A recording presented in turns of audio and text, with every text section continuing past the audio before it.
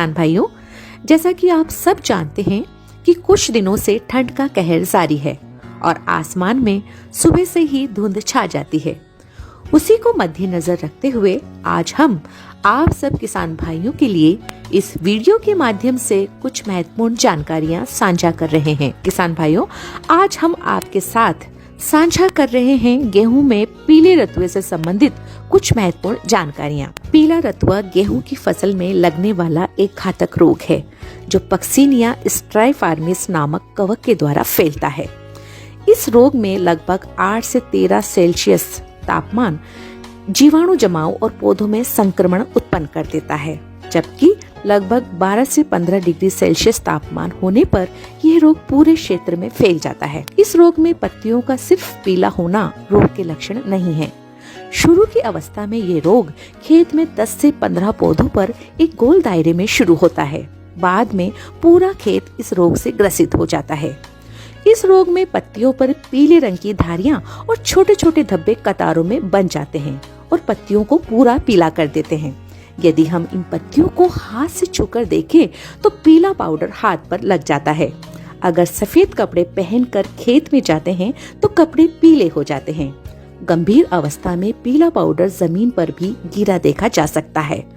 मौसम में बदलाव यानी कि 23 डिग्री सेल्सियस तापमान पहुंचने पर इस रोग का फैलाव अपने आप रुक जाता है।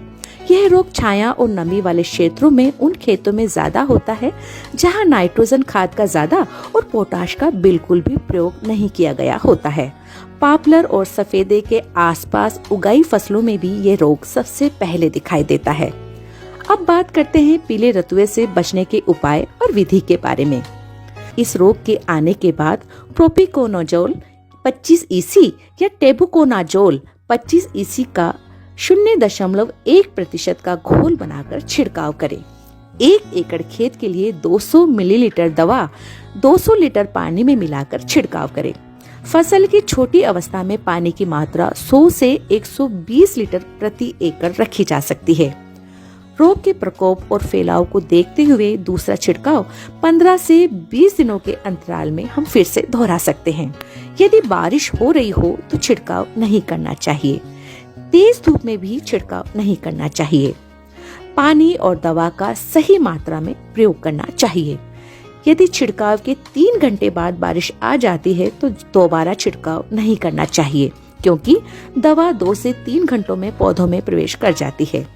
फफूंदनाशी खरीदते समय रसीद लेना ना भूले। किसान भाइयों, हमें पूरी उम्मीद है कि पीले रतुए से जुड़ी ये जानकारी आपके लिए लाभप्रद सिद्ध होगी।